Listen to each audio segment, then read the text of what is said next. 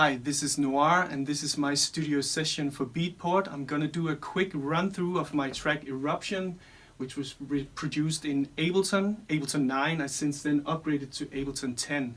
I'm on a quite minimal setup right here. I usually have a lot of hardware, but I scaled down because I found myself just nerding around too much with the knobs and everything and not really finishing music, just doing loops and stuff and not really recording them anyway. So I'm just on a complete control here and the Ableton push, and this track and this run through is actually going to be a perfect example of how you can produce music only using software, because I only used software for this production.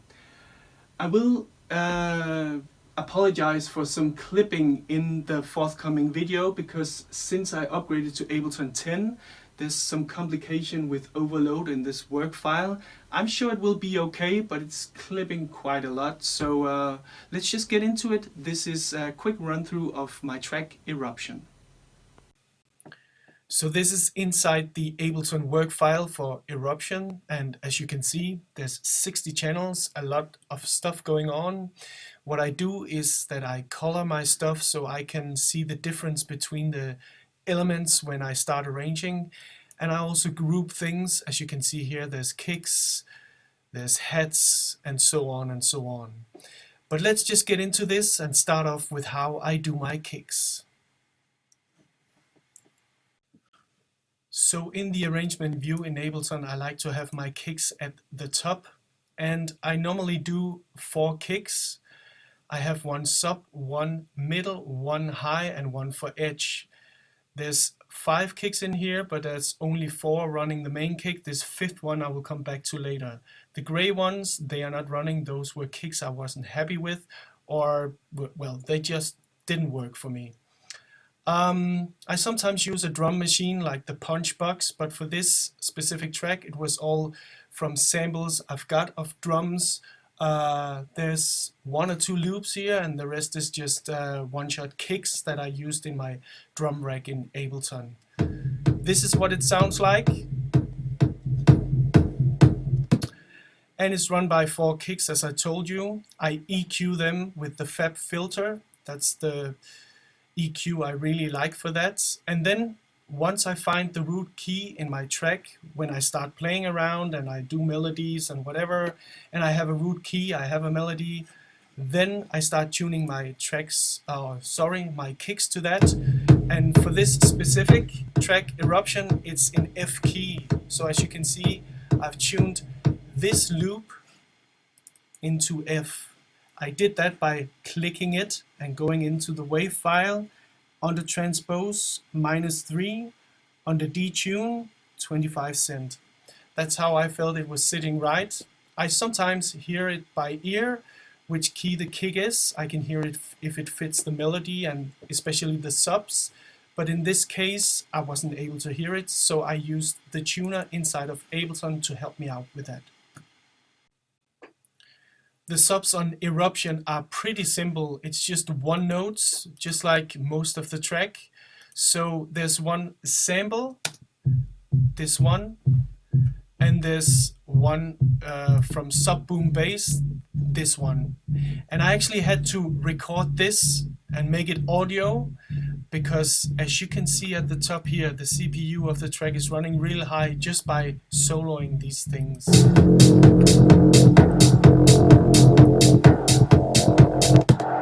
To add a little bit to the sub and to have some intensity, I added a kick in the sub frequencies. I called this a roll kick, and it's just doing this. But it adds a really cool energy to the track. Listen to it without, listen to it with it. This was the kind of in-your-face I was after for the subs and for the track in general. There's barely any percussion on this track, and the one that is there is super simple. It sounds like this. Very simple, but it's layered by 4 sounds. 2 of them are samples I took out from a loop or something like that. I don't remember. and the others are from my library of one-shots, of percussion one-shots that I either bought or did myself.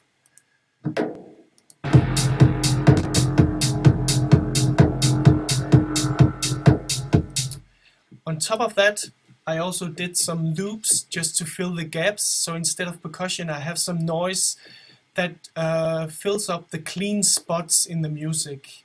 What I think is wrong with music today is that it sometimes becomes too clean. I miss the dirtiness, and with the software we have today, it's really, really hard not to get super, super clean. And yeah, for some music it sounds really good, but for this kind of techno, it needs to have some filth and some dirt. So this is a sampled loop from a sample package that I just looped underneath everything. It sounds like this.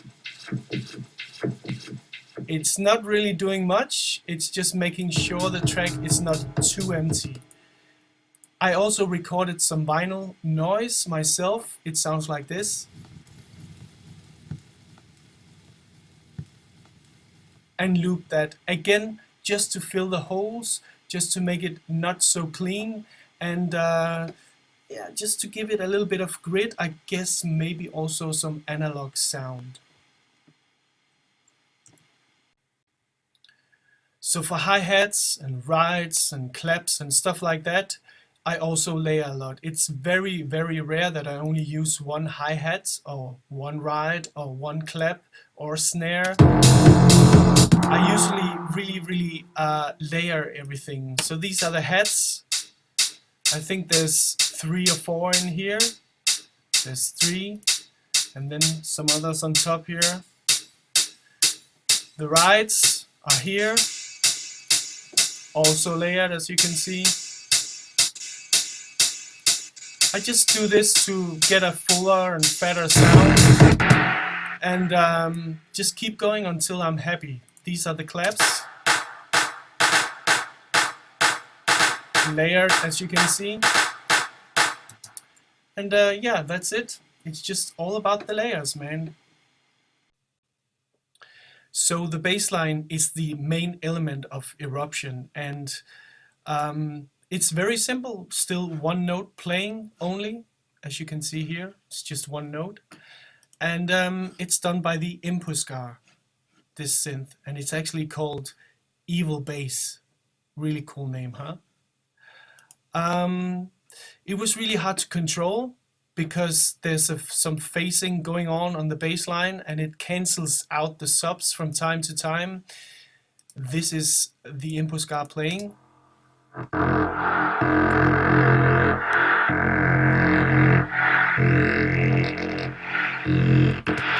And it's got some heavy effects on it, but it sounded so cool, so random, so edgy. So I didn't want to meddle with it, and I just decided to do 5 recordings, audio recordings of this bass line, kind of like you do with analog stuff when you record from MIDI and stuff like that. So I just recorded from this soft synths, and I had 5 tracks of the same thing with the same filters, everything going on. And from that I cut out all the best pieces I got, and I put them together in the file you see here. And yeah, sounds like this.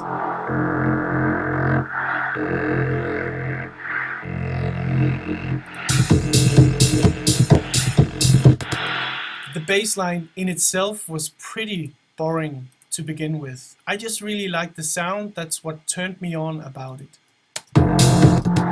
So I'll just try and play it here, how it sounds raw.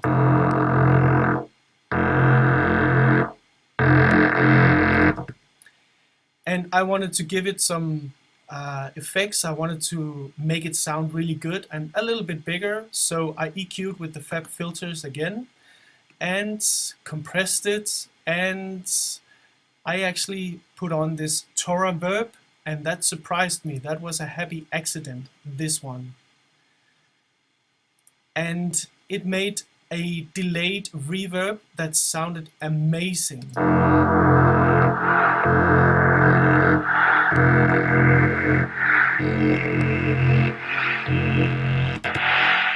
That was basically a happy accident with this track. but it really worked, and now it's kind of the core of the track is this bass line. This is the thing you really recognize about the track.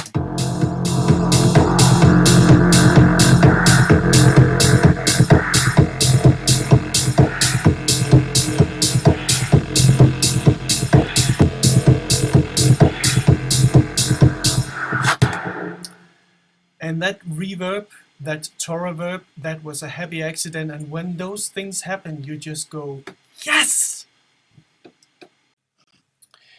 When I was doing the builds and the breaks of this track, I didn't feel the bass line was enough just sitting by its own and filtering up and down again, because that's what it's kind of doing the whole track.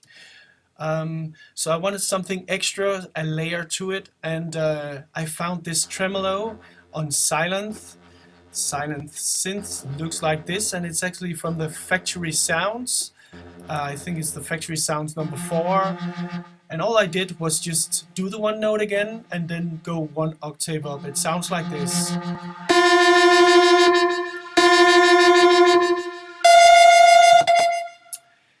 I also have the reverb on this one, and the Fab filter and the compressor. I always do a lot of effects on stuff just to make it sound better and fatter. This is what it sounds like on the music.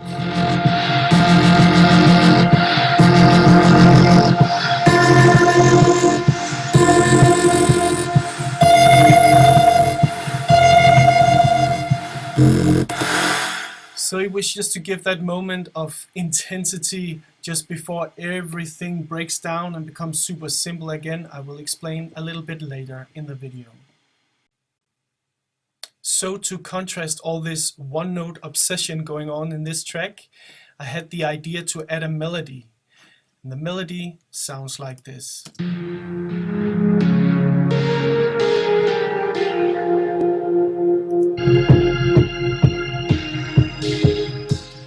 The funny thing is that I played this melody many times before. I've had it in my head for months, both the notes and the structure of it, but it never really suited any track until I made Eruption. And the thing you hear in Eruption, the whole structure, the whole break, was played in like 4 or 5 takes. It's a one take you hear, just because I had this in my head for many months and I played it many times, so it was not so difficult to put down. It did take 4 or 5 takes though, but it's a one take you hear on the track. It's built with Silent, this one, and the sound comes from a sound pack I bought that doesn't come with the plugin. So it's a sound pack you have to buy, and I don't remember the name of it. I have so many, I'm sorry I don't remember the name. So the sounds, I actually layered again. This is the main sound.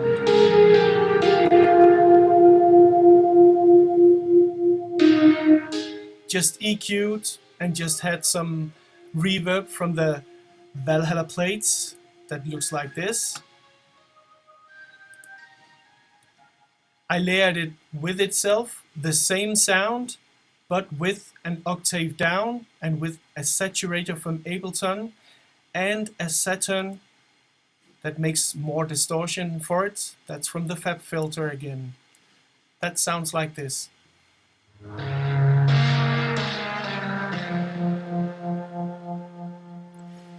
To be honest, I didn't do this to achieve a fatter and fuller sound. It became a fatter and fuller sound, but my goal was to make it more distorted. I felt this was too neat and clean for the track. It's so dirty and filthy in itself with that, yeah, the evil bass line as it's called. So I needed something in the melody to have that feel as well.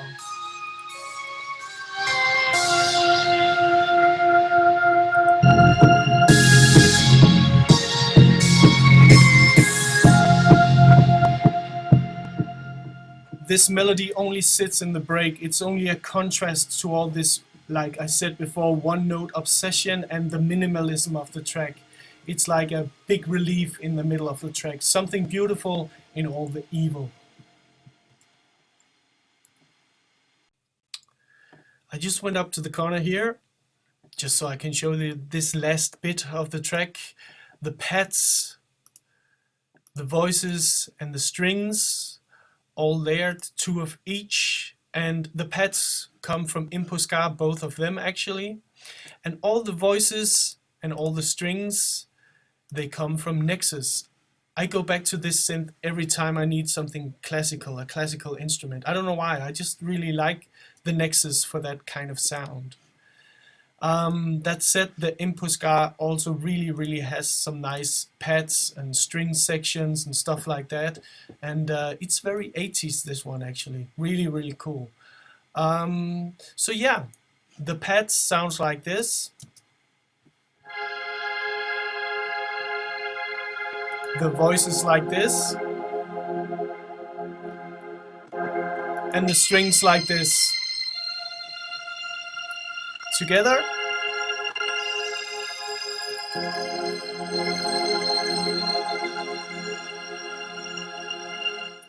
And underneath the music.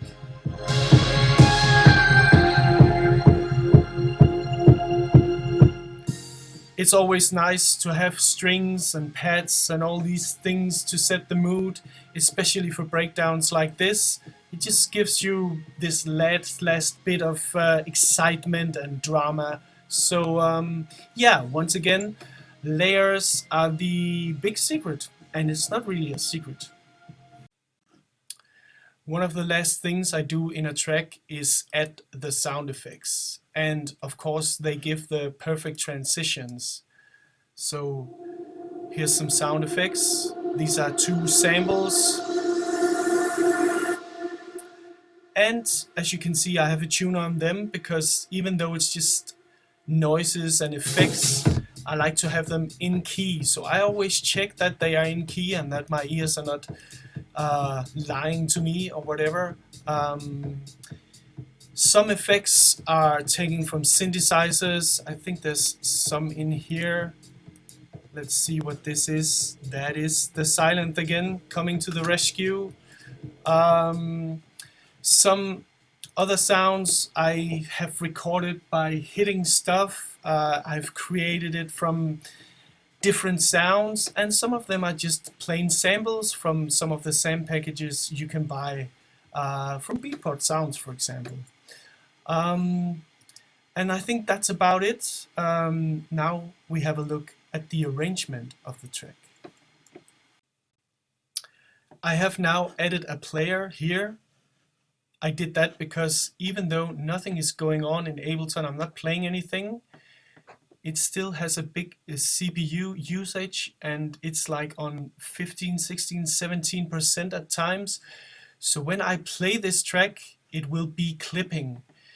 I did the track in Ableton 9, and then after finishing the track, I switched to Ableton 10, and this is now in an Ableton 10 work file. And for some reason, it's just overloaded. I know it's 60 channels, but still, it's the only work file I'm having problems with, so I'm really sorry. I would love to take you through the arrangement just by playing it here, but I have to do it like this, or else we'll have a lot of clipping, and it's just super irritating, and it will really pull me off while explaining this to you. So yeah, the arrangement was by far the hardest part of this track. I finished it in the beginning of October, and it was mastered in the beginning of October. I played it 2 or 3 times at ADE last year, and I just wasn't happy with the arrangement. It took me 4 to 5 months after that to finish it. I also did some more layering and changed the mix down a little bit, but it was mainly the arrangement that was the problem with this track. And it's the middle part that created the big problem for me. The beginning of the track is pretty simple. It builds with hi-hats and sound effects, and everything comes in slowly before it kicks off with that sub, the kick that's doing the driving thing at the bottom ends.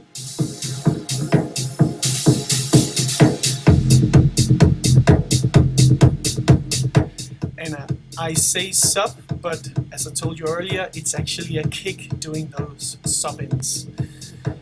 The evil bass is building in, it's been filtered in slowly. Rides are being added for intensity, and when I remove the rides again, I put in claps to keep the intensity high.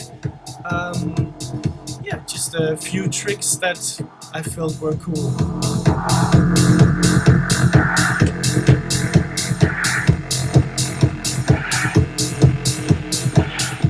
When the filter is up on this evil sub, the reverb is very much up as well. Now you don't really hear it because the sub is filtered down.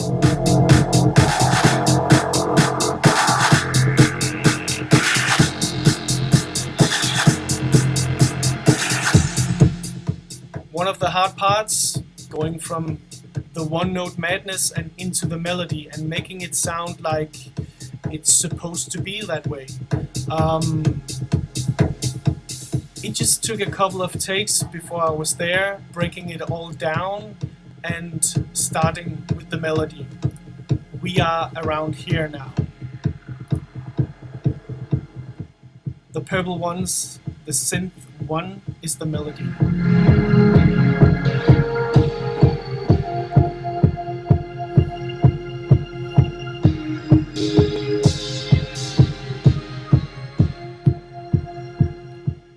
The track is actually called Eruption because I felt it was so ruthless and in your face and brutal, like a volcano erupting. But at the same time, if you look at the lava, it's super beautiful. That's what the middle part represents.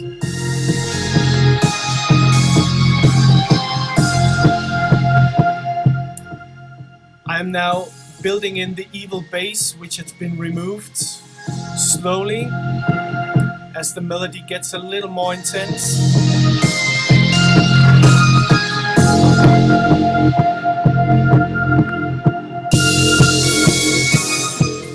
On top of the evil bass, the tremolo comes along.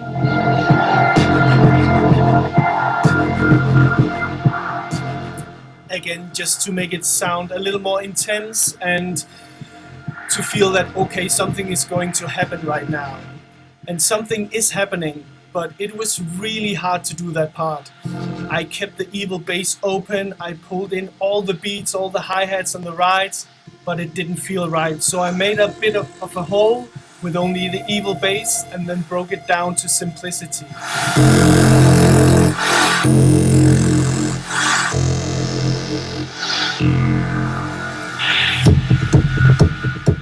Only the beats and the subs. Right here in the first arrangement, the evil bass was going crazy, but it did not work. It didn't have the right reaction. I didn't feel it. So I'm slowly building it in again. And what you hear next, after the clap stops and the rides come in and the hi-hats, that was the part that was right after the break before.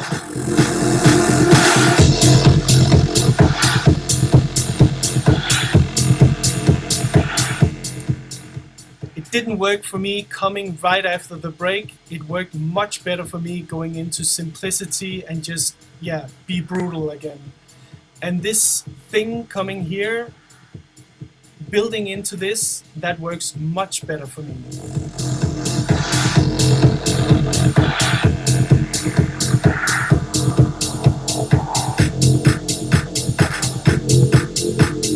Some more of those claps, intensity, and I have a weakness for claps.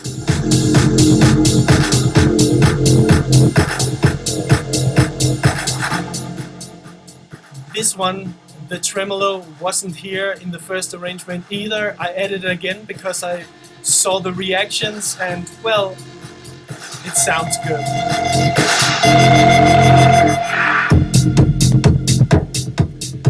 Back to simplicity.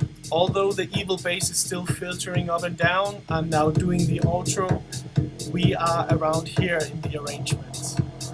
And we are going towards the end. So there you go. That was the arrangement, and I'm sure I forgot a lot of things when explaining this track to you because I have a workflow and I have my own techniques. So all of the things that I do in almost every production, I probably forgot to tell all that. But on every channel, I will say that I have EQs on every channel. I have effects on almost everything, from delays, reverbs to distortion, saturation, stuff like that. For the EQ, I swear to the Fab filter right now. It's my favorite. For the other ones, I choose between different things. I have so many VST plugin synthesizers and um, effect machines. So I really quickly get bored of just using the same synthesizer or the same effects, the same sounds. So I switch a lot. Uh, I don't have any favorites. I don't have anything I always return to. So if I was to explain another track right now, it would be different synthesizers and probably also different effects. So this was a quick run through of my track Eruption. I hope you enjoyed it. I hope you got inspired and maybe got your own ideas from watching this. I told in the run through that I spent a lot of time on the arrangement. I will say I spent just as much time on making it sound raw and unpolished. Because I use so much time producing this track, it easily becomes or sounds overproduced. So I spent a lot of time trying to make it sound a little bit lo-fi and raw, really. Yeah, and that's it. I'm sure that I didn't get into all the details. I'm sure I forgot a lot because I didn't really go into the nerdy stuff. So if you have questions, feel free to use the comment section and I will try to reply to everyone if you have questions. And thank you for watching.